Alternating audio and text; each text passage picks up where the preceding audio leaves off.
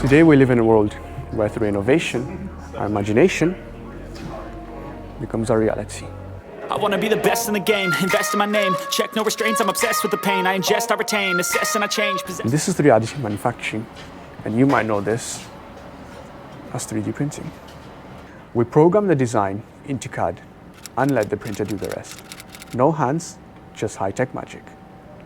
Of course, we could have the fun and frivolous stuff, or have prototypes which have real-world engineering application. Better still, we could skip the prototyping and go straight to the finished product. A project which could save your life.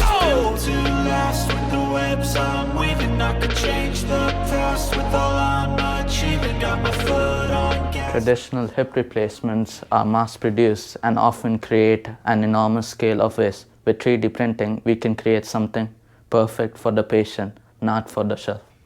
Who would want a hip replacement made out of plastic? But what if we can make it out of titanium alloy?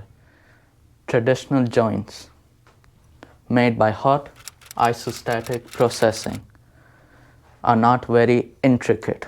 The solid pin does not bond with the bone of the leg. With 3D printing, we can design and make a lattice that the bone can grow into. This holds it firmer for longer, meaning less replacements in the future. I just want to be iconic, sipping on a gin and tonic, got me going off when I'm on this topic. Using a high-powered laser, we can melt fine layers of titanium alloy powder, fusing them together.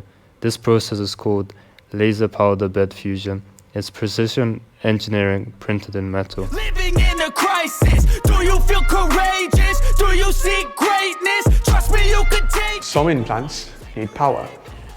But what's 3D printing got to do with power? Standard batteries have fixed sizes and shapes, but why squeeze a cylinder-shaped battery into a unique body?